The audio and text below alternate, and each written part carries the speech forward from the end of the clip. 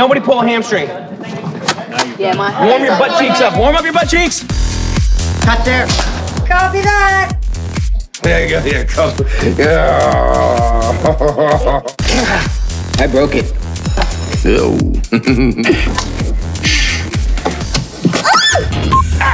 No, Brad, you had it. All right, here we go. The thing about time travel. I can't believe I made a whole movie with this thing on. Yeah, does it look cool or doesn't feel cool, but if it looks cool, that's what matters. Do you have any idea what's coursing through my veins right now? Funyuns? Yes. Orange soda? We are getting the whole team, aren't we? A duck!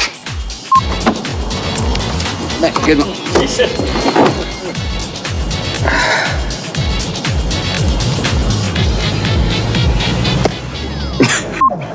See what I have to deal with here? 10 years of this.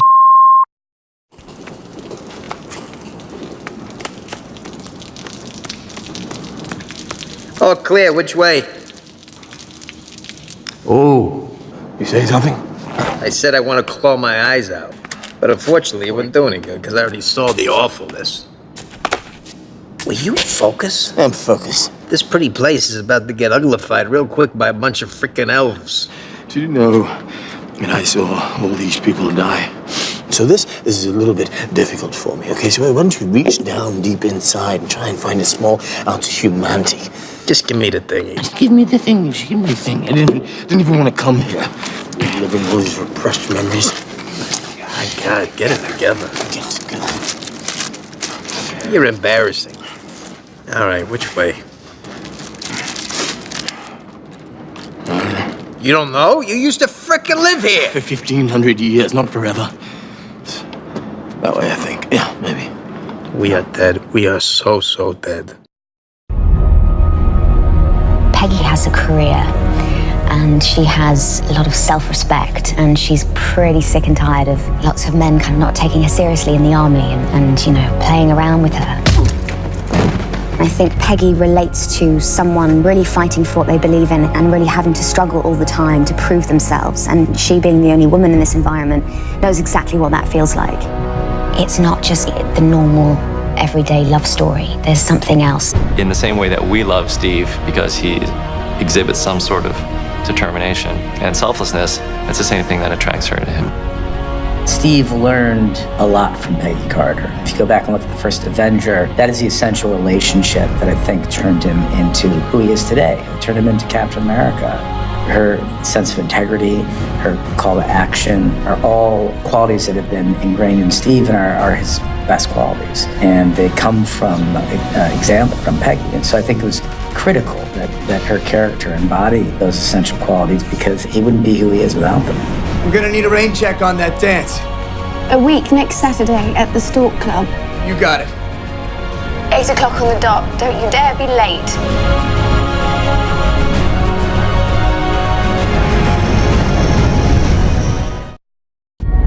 I actually think that in some weird, and it is a very emotional thing, but some weird, twisted up, fateful way, this character who, you know, has searched her whole life for a purpose actually finds her purpose. And it's like this amazing, super emotional, beautiful thing. You know what I've become. I don't judge people on their worst mistakes. Maybe you should. You didn't. I feel very fortunate. It's been an incredible gift as an actor to be able to come back to a character that's as complex as Natasha. I think there's kind of a lot to explore there, and that is so exciting.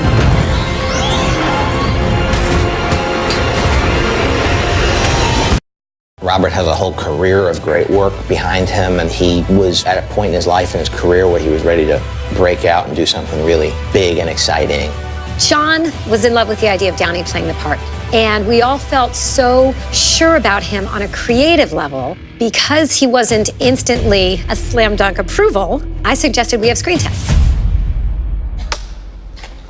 I remember walking in with Robert Downey Jr. the day of the tests, He was laughing and in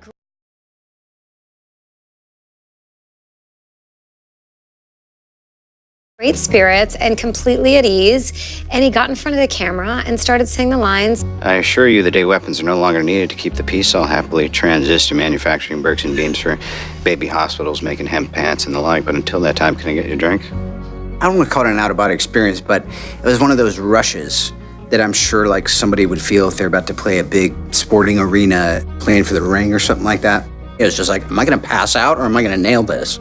On that day that Robert screen tested, it was clear that there was no one else who can play that part.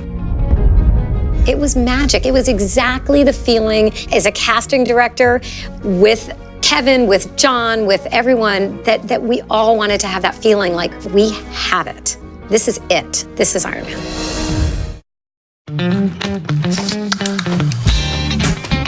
Being able to do this new version of Thor, it's hugely liberating and fun. We had a big sort of fat suit, which I think was sort of 60 or 70 pounds. This little move.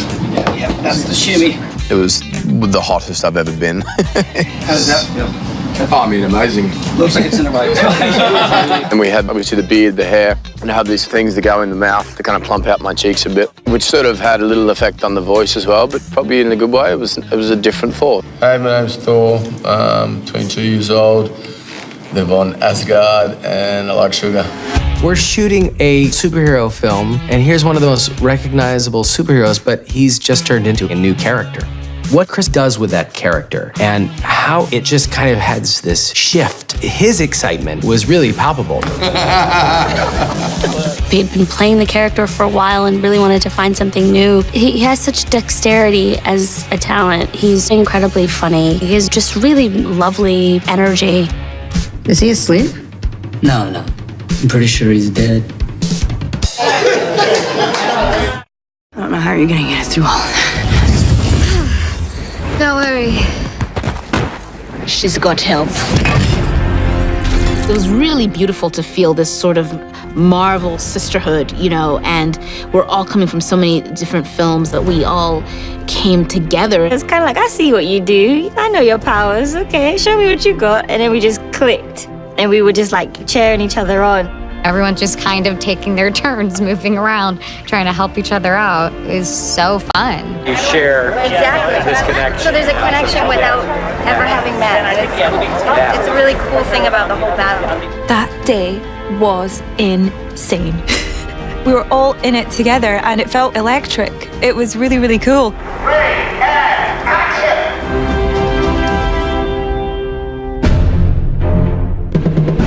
You know, I normally don't watch playback on the monitor, but I wanted to see that reveal of all the women of Marvel, and I thought it was really powerful and really exhilarating, and I was thinking of all of the young girls in the audience who will probably feel really inspired by that in one way or another, so it was a really nice thing to be a part of.